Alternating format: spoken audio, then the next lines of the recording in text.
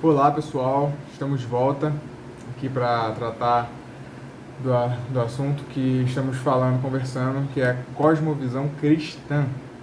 É, Na aula passada a gente se propôs a definir cosmovisão, né?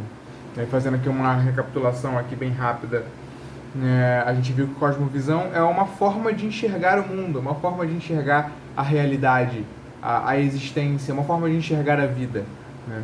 É como um óculos que media a sua visão das coisas, a sua visão da realidade, né? A cosmovisão ela influencia a interpretação de todas as áreas da vida, ela é totalmente abrangente. A gente viu também que essa é uma definição bem básica de cosmovisão. A gente viu também que a cosmovisão, a definição de cosmovisão, a partir da própria cosmovisão cristã, a gente viu lá a definição de James Sirr, né, que identifica a cosmovisão como uma orientação do coração, um compromisso do coração, né? O centro religioso do indivíduo é o coração. E a partir dali, do coração, do que o coração adora, do que o coração ama, do que o coração entesoura, a partir dali você consegue definir a cosmovisão de uma pessoa. A gente viu nessa mesma definição do James Sirr que uma cosmovisão pode ser expressa como um conjunto de pressuposições e uma metanarrativa, né? Não vou me alongar para falar sobre o que é conjunto de pressuposições, está explicado na aula passada, mas só lembrando o que é metanarrativa. Metanarrativa é uma forma de expressar a história por meio da história. É como metalinguagem. Metalinguagem é uma forma de expressar a linguagem por meio da linguagem. Lembra do dicionário, que você explica palavras usando palavras. Então isso que é metanarrativa, né? É uma grande história que define toda a história do mundo. É uma grande história que dentro da qual todas as pequenas histórias estão incluídas, né? Então a sua história faz parte de uma metanarrativa, né? A questão é qual é essa metanarrativa, né? Será que é a metanarrativa evolucionista, que a gente viu lá que o Lewis, né, conta, que parecendo um grande mito e tal? Será que aquilo ali não existe propósito? É tudo aleatório? A sua existência veio a partir do nada, num processo aleatório? Ou será que a metanarrativa que define a sua história é outra, né? E é isso que a gente vai fazer agora. A gente vai ver o que é a metanarrativa cristã. É assim que a gente vai tratar a cosmovisão cristã aqui, e é assim que a gente vai falar sobre cosmovisão, definindo qual é a metanarrativa cristã. É muito mais interessante tratar desse jeito do que como um conjunto de pressuposições, certo? Então a gente parou na aula passada quando eu ia falar sobre o esboço da cosmovisão cristã, o esboço da metanarrativa cristã, que é justamente aqui que a gente vai começar, né? Quais são os 3 atos da cosmovisão cristã, da metanarrativa cristã? Quais são os 3 atos? Ato 1, criação. Tudo começa na criação. Qual é a pergunta que a gente está querendo responder quando fala de criação? Qual é a origem de tudo? Qual é o segundo ato? Queda. Qual é o problema? Qual o problema da humanidade, né? O que aconteceu no mundo? As pessoas morrem, existe sofrimento. Qual o problema? Terceiro ato, redenção. Qual é a solução do problema, né?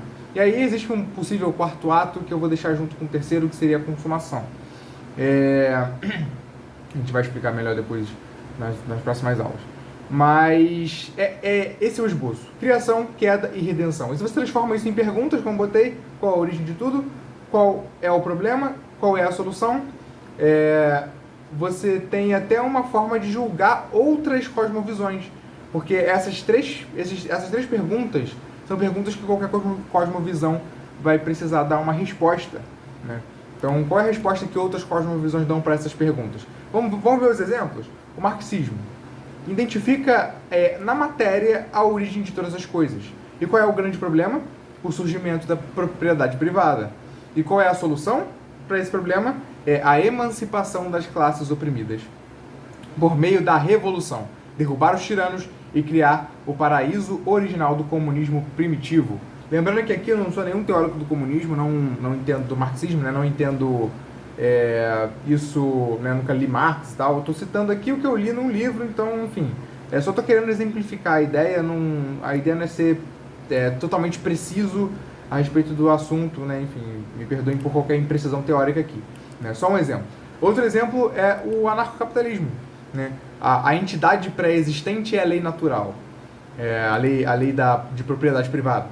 O grande problema é a existência do Estado, que intrinsecamente viola a lei natural, né, que rouba os indivíduos por meio dos impostos, né, que suprime a liberdade do indivíduo, enfim. E qual é a solução? A solução é o livre mercado, né? Assim que o anarcocapitalismo enxerga o mundo, né? Alguns acertam mais do que outros. Não, é uma brincadeira, porque eu já flertei muito com o anarcocapitalismo, né? Mas Romanos 13 não deixa ninguém ser anarcocapitalista. Então vamos seguir. Então qual seria a resposta cristã a essas perguntas? Essas três perguntas, né? E aí a gente vai ver qual vai ser o esboço das nossas próximas aulas. A origem de tudo é o Deus Trino que criou todas as coisas e as criou boas. Fez a humanidade a sua própria imagem, a fim de glorificá-lo e deleitar-se nele para sempre. No entanto, a humanidade pecou, prejudicando toda a ordem da criação e gerando uma alienação entre ela e o seu Criador, entre ela e Deus. E esse Deus, que é rico em misericórdia, fez uma aliança redentiva com o povo de Israel. Essa aliança foi concretizada na vinda do Messias, Jesus Cristo, o Deus encarnado, que foi crucificado, levando os nossos pecados a fim de reconciliar não somente aqueles que creem, mas o mundo inteiro consigo. Deixa eu só explicar isso que eu estou falando aqui. Quando eu digo o mundo inteiro consigo, não estou falando todas as pessoas, inclusive as que não creem. Isso é uma heresia chamada universalismo, né? Estou falando o mundo inteiro consigo seria a realidade inteira consigo, né? Que é o que fala lá em Colossenses, né? Deus reconciliou tudo, o mundo inteiro, todas as coisas. Ele, Jesus Cristo, venceu a morte na cruz e ressuscitou no terceiro dia. E agora a história segue rumo ao grande dia em que ele voltará em glória para buscar a sua igreja amada. Aquele dia em que todo olho verá, todo joelho se dobrará, toda língua confessará que Jesus Cristo é Senhor. Aquele dia em que a sua obra de redenção se completará, toda a criação será renovada e o reino de Deus estabelecido para sempre.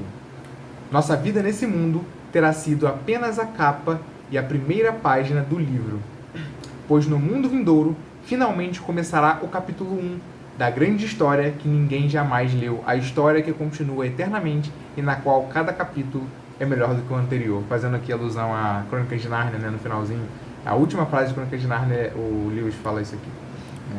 Então, esse é o esboço da grande história que guia a nossa vida, sabe? Da grande história que expressa a nossa cosmovisão. É a partir daqui que a gente enxerga o mundo, né? Isso aqui é o que faz as coisas fazerem sentido para nós, né? É essa história que nos permite dar respostas adequadas para aquelas três perguntas que a gente viu, né? Então é esse esboço que vai guiar nossas próximas aulas. Então vamos seguir? Aqui a gente vai falar agora sobre criação. Né? O primeiro ato da metanarrativa cristã é criação. Então vamos seguir aqui. Vamos lá. Gênesis 1, versículo 1. No princípio criou Deus os céus e a terra. Assim se inicia a Escritura, assim começa a grande narrativa bíblica. Todo o cosmo, todas as coisas, toda a existência foi criada por Deus. Mas antes da gente entrar em detalhes, a gente precisa dar algumas informações introdutórias sobre o livro de Gênesis. Eu acho muito útil que a gente trate de algumas informações introdutórias sobre esse livro, né, que é o livro clássico para tratar desse assunto de criação, né. Esse livro foi escrito por Moisés, né, tradicionalmente a gente entende Moisés como autor do livro de Gênesis, né, que o escreveu em algum momento entre a libertação de Israel do Egito e a caminhada rumo a Canaã, a terra prometida, né. Em algum momento entre esse período Moisés escreveu, né. Na verdade ele escreveu todo o Pentateuco ao longo desse período, né. E aí qual o propósito do livro de Gênesis, né? Claro, o livro de Gênesis ele se propõe a dizer a história da origem do povo de Israel, né? Se você for ver, a maior parte do livro fala sobre a família de Abraão, né? Então a gente está falando sobre a origem da família de Israel, né? Do povo de Israel. Mas existe aqueles 11 primeiros capítulos que tratam da origem de todas as coisas, né? Então isso faz parte também do propósito do livro de Gênesis, né? O que acontece? Os israelitas estão saindo de um contexto pagão, que é o Egito, né? Um contexto pagão que envolve idolatria, muitos deuses, indo rumo a um outro contexto pagão, né? Que é a terra de Canaã. A terra de Canaã também envolve muitos deuses, né? E também várias práticas imorais, né? E até por isso justifica por que o povo de Israel entrou lá massacrando aquele povo, né? O próprio Deus ordenou que eles fizessem isso, porque Deus estava julgando aquele povo por meio de Israel. Tem textos que vão justificar isso, mas não vem ao caso, né? A questão é que a forma de pensar desses povos ao redor de Israel, tanto do que eles vieram, tanto para que eles estão indo, né, não condiz com a maneira que Deus quer que eles pensem. Esses povos são politeístas, seus deuses são limitados e muitas vezes até perversos, né? As histórias de deuses politeístas às vezes envolvem deuses imorais. Os deuses não são bons. Vê os deuses da mitologia grega como eles são imorais, né?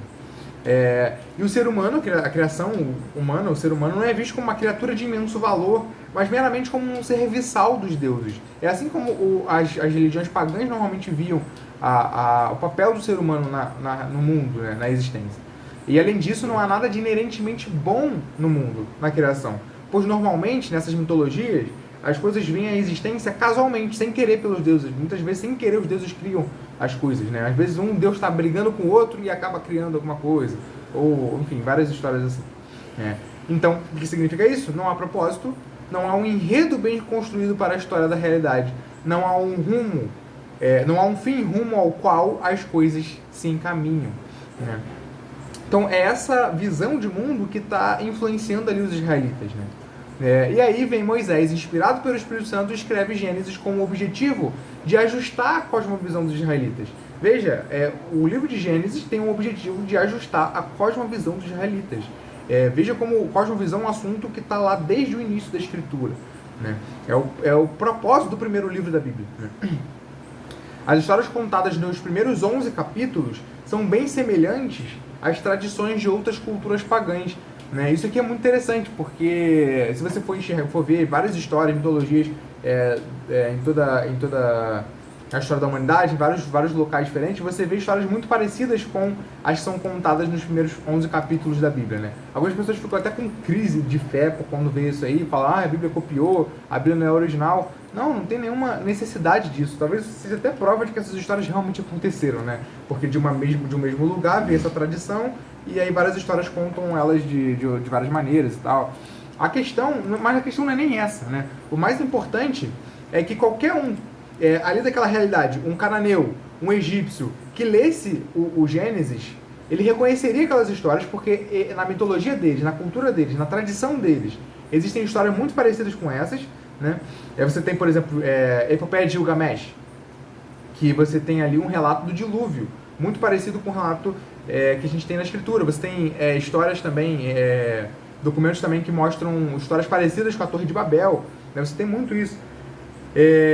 Mas aí, se esses caras que conhecem essas histórias leem Gênesis, eles reconheceriam as histórias, mas eles se surpreenderiam com o fato de que é apenas um Deus que cria todas as coisas. E não só isso, mas é um Deus que cria todas as coisas boas, ordenadas, e que mantém continuamente o interesse pelo mundo que ele criou, né? Esse Deus é o protagonista da história. Isso é revolucionário. Ele é bom e todo-poderoso, cria a humanidade à sua imagem e semelhança e se relaciona com ela, concedendo graça e misericórdia.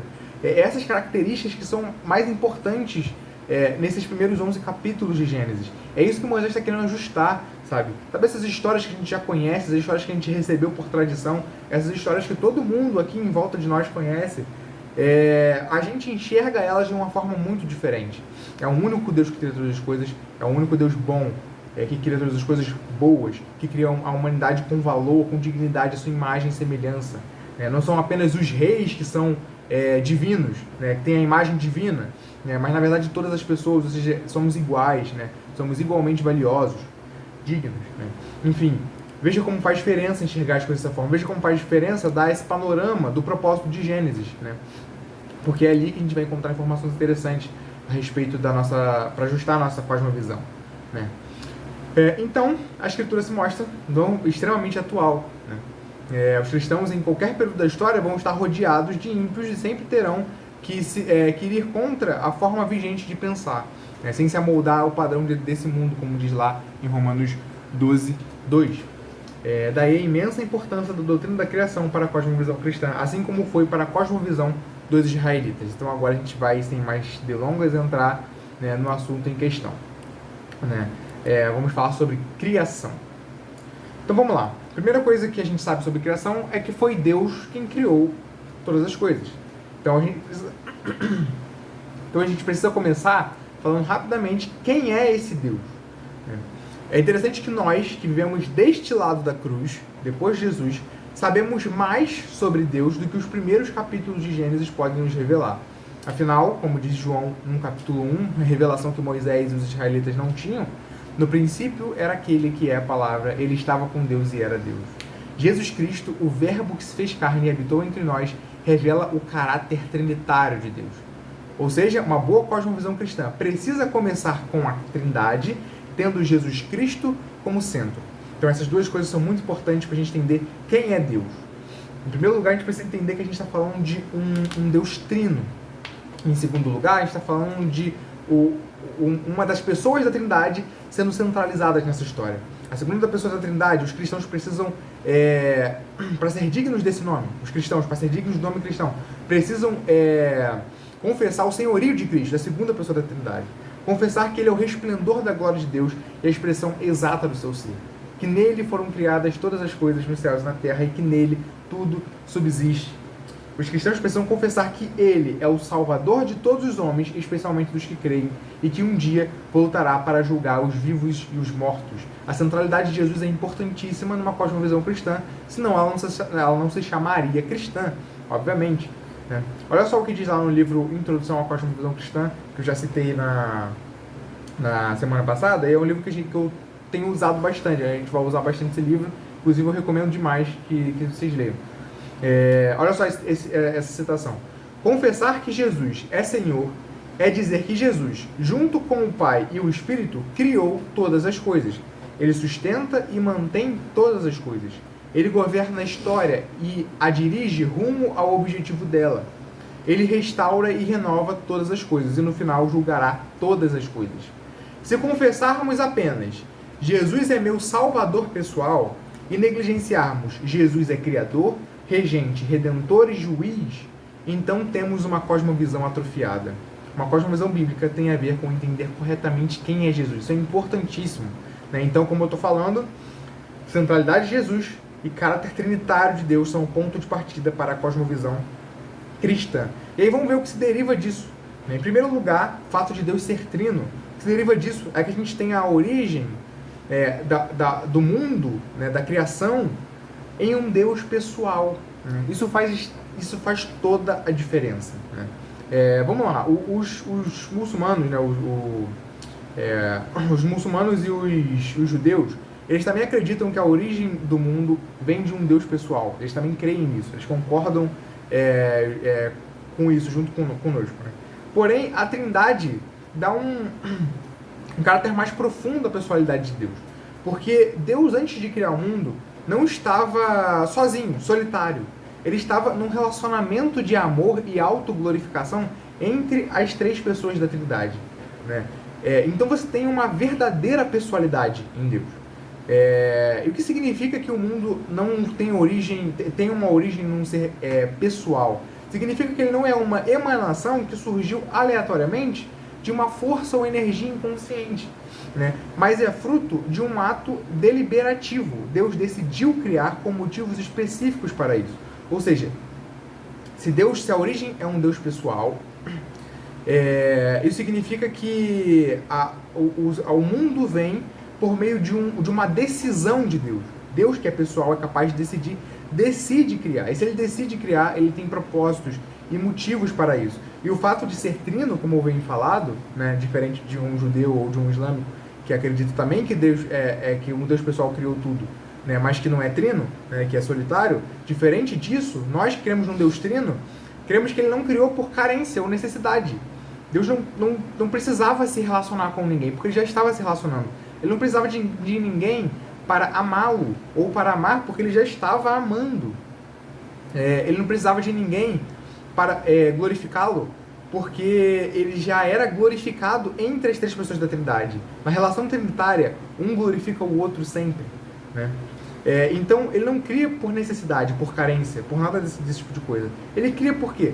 Por amor, para transbordar desse amor para outras criaturas, né? É uma criação extremamente amorosa, é doação, é totalmente doação. É para transbordar o que a gente vive a outros, é doação completa, né?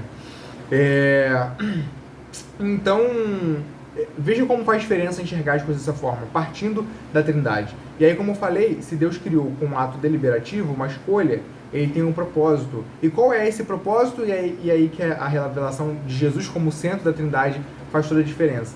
Lá em Colossenses 1,16 fala, pois todas as coisas foram criadas por ele e para ele.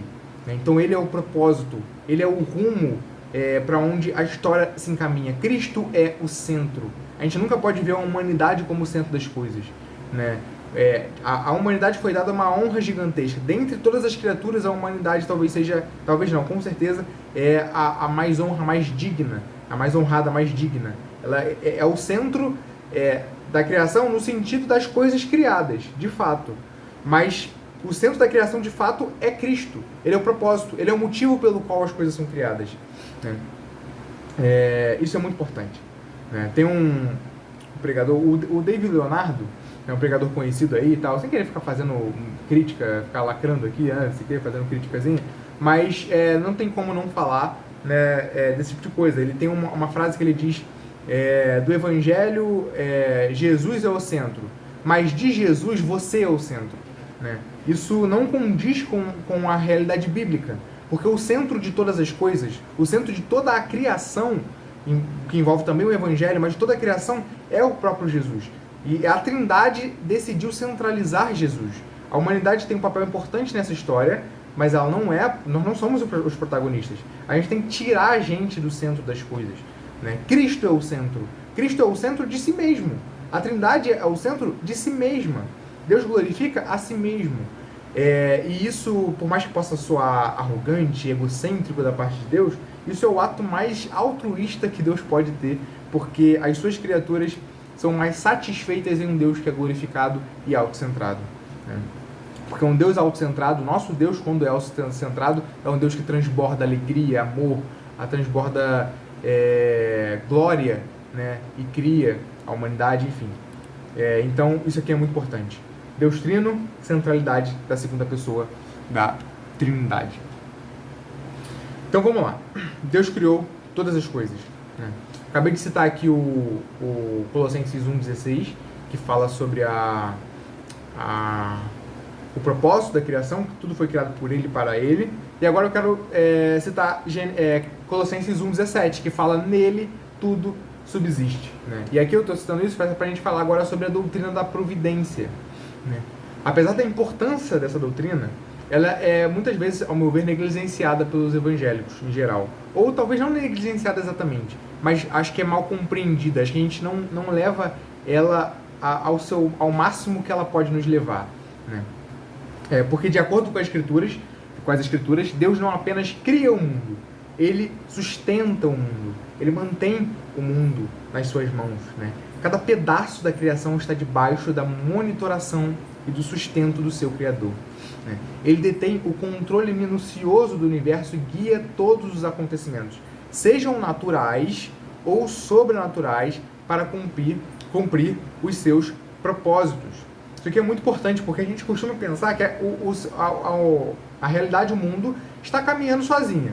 E aí, de vez em quando, Deus interfere fazendo um milagre, né? Mas, na verdade, não. Lógico, quando um milagre acontece, é obviamente Deus quem está fazendo. Mas quando um evento natural acontece, também é Deus quem está fazendo. E é isso que eu vou mostrar aqui com os textos bíblicos que a gente vai ler, né?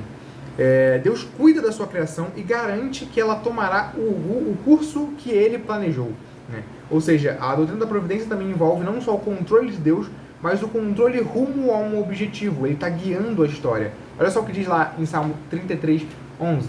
Os planos do Senhor permanecem para sempre, os propósitos do seu coração por todas as gerações.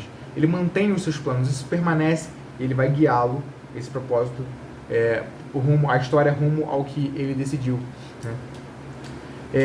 Então vamos lá, no Salmo 104 tem um texto interessante, lá no versículo 3, o salmista diz que Deus faz das nuvens a sua carruagem e cavalga nas asas dos ventos. Veja lá, é como se Deus estivesse dirigindo, né? Modernizando isso aqui, né? Dirigindo nas nuvens, né? Ele está cavalgando nas asas dos ventos, né? É lógico que isso aqui é uma linguagem poética, obviamente, Deus não está literalmente dirigindo as nuvens, óbvio, isso é linguagem poética, mas essa linguagem está sendo usada aqui para representar Deus controlando o curso das nuvens e dos ventos. Mais adiante, nesse mesmo capítulo, Salmo 104, versículo 27, os animais recebem o alimento no tempo certo por provisão de Deus, né? É interessante que a gente pode dar explicações naturais para esses eventos.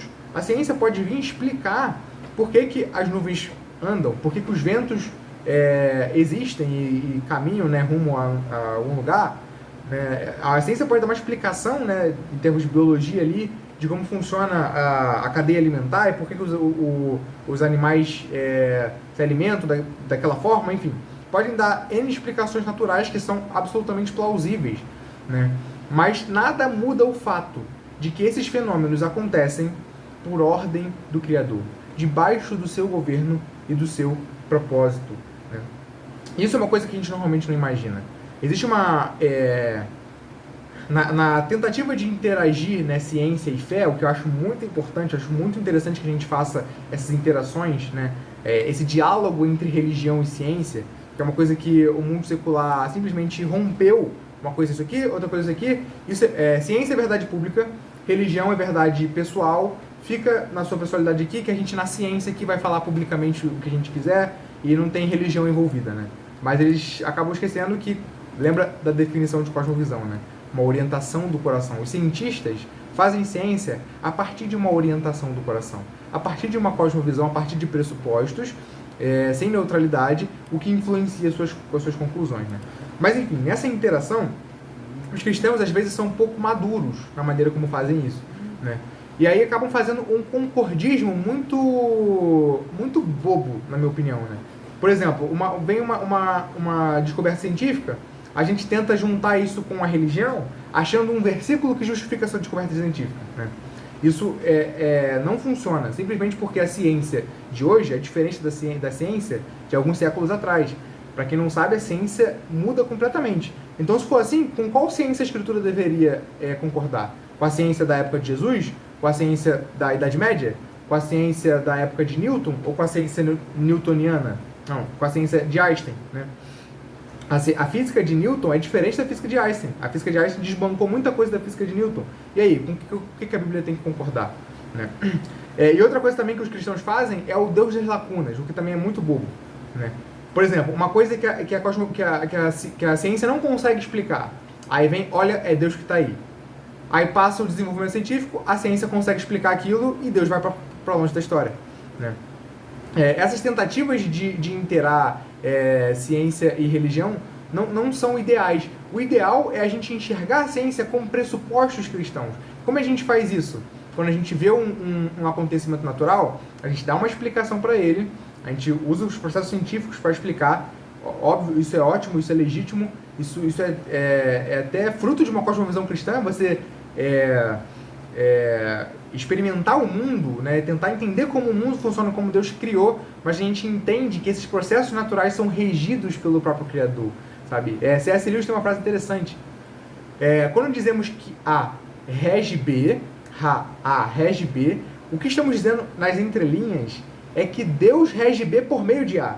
Ou seja, você vê uma coisa caindo, o que está regendo esse movimento? É a lei da gravidade. Quando dizemos isso, é Deus quem está regendo o objeto caindo por meio da lei da gravidade. Deus está usando a lei da gravidade para reger, ou seja, Ele está no controle, Ele está monitorando. Olha só que interessante, quando Jesus, né, sustenta essa ideia, né, lá em Mateus 10, 29, quando ele afirma que nenhum pardal cai no chão sem o consentimento do Pai de vocês, né? E até os cabelos da cabeça de vocês estão contados. Deus tem um controle exaustivo da criação. Ele está monitorando, ele está controlando cada acontecimento, cada detalhezinho, né? Se a gente atualizar esse texto, vamos dar uma extrapolada aqui, né? Poderíamos dizer que até mesmo o movimento dos átomos estão debaixo do governo e da vontade do Criador. né? Os átomos, os pequenos átomos, pequeninos que estão sendo controlados por Deus. Deus está lá monitorando cada um deles, né? O que tudo isso significa, então? Espero que tenha ficado claro, né? Isso significa que Deus se relaciona intimamente com a sua criação. Não é o Deus deísta. E aqui vamos, né, é bom a gente ir comparando, como eu fiz na aula passada, eu falei sobre o naturalismo, sobre o darwinismo e tal. É bom a gente ir comparando cosmovisões. O que é a cosmovisão deísta?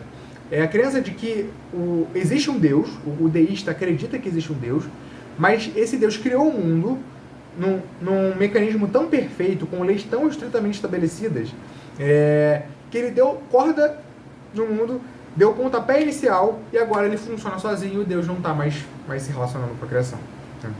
E aí o deísta vai dizer que não existem milagres, não existe revelação, Deus não se revela porque ele não entra na criação. E os processos naturais acontecem sozinhos, simplesmente sozinhos, sem Deus monitorando, sem Deus sustentando, sem Deus controlando, né? É como um relojoeiro que cria um relógio, as engrenagens bem estabelecidas, todas as peças encaixadinhas, dá a corda no relógio e agora o relógio funciona sem a necessidade do relojoeiro estar ali sustentando aquele relógio, né?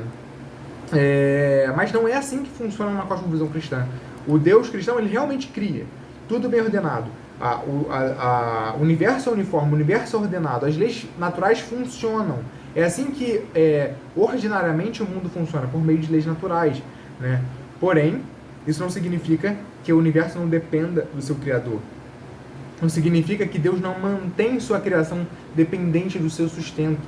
É assim que a gente enxerga. Deus está ali mantendo, sustentando a sua criação. É como o apóstolo Paulo, no Sermão do Areópago, citando um filósofo grego, disse: pois nele vivemos, nos movemos e existimos. Dependemos dele. A criação depende dele. Ela é perfeita, ela é uniforme, ela funciona, mas ela está ali sendo sustentada pelo seu Criador. O Criador, ele se interessa intimamente pela sua criação, né? A providência divina também significa, como eu já disse, que Deus está conduzindo a história de acordo com o que ele planejou. O Criador estabeleceu um enredo para a sua criação e garante que ele será cumprido. A gente está falando de história aqui, né? De metanarrativa, e é assim que Deus trata a história da humanidade. Ele faz um enredo e vai garantindo que as coisas vão se enquadrar e ir rumo a esse fim que ele estabeleceu, né? Lá no sermão registrado em Atos 2, Pedro afirma que Jesus foi entregue por propósito determinado e pré-conhecimento de Deus. E numa oração da igreja primitiva, lá em Atos também, que está registrado em Atos 4, os nossos irmãos do passado afirmam que os responsáveis pela morte de Jesus fizeram o que o teu poder, né, teu de Deus, né, e a tua de Deus, tua vontade, haviam decidido de antemão que acontecessem, né? Esses são textos polêmicos que envolvem aí discussões a respeito de determinismo, de livre-arbítrio, enfim, não vem ao caso entrar aqui, mas de fato isso mostra como Deus ali garantiu que os acontecimentos, a crucificação de Jesus especificamente, né, acontecesse da forma que ele decidiu, que ele estabeleceu, que ele planejou, né? A cruz fazia parte dos propósitos de Deus da história. Ela é o clímax desse grande enredo, né? E o glorioso roteirista garantiu que ela acontecesse, né? Saber dessas verdades muda a nossa cosmovisão. A doutrina da providência é essencial para enxergarmos o mundo de forma cristã. Estou vendo aqui ao quanto tempo está de aula.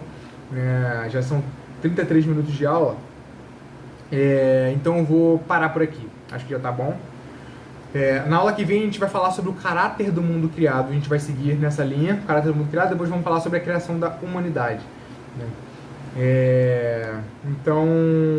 Então é isso.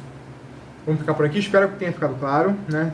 Se alguma coisa ficar difícil de entender, vocês podem usar o chat do YouTube para fazer pergunta, enfim. E aí, eu espero, porque a ideia é isso aqui ser acessível, né? Então, espero que esteja sendo edificante para todos vocês. Ok? É isso, meus irmãos. Até semana que vem, que a gente vai falar sobre o caráter do mundo criado e a criação da humanidade. Vamos continuar aqui nesse primeiro ato, nesse primeiro capítulo dessa grande história, a criação de todas as coisas, né? Fiquem com Deus e é isso.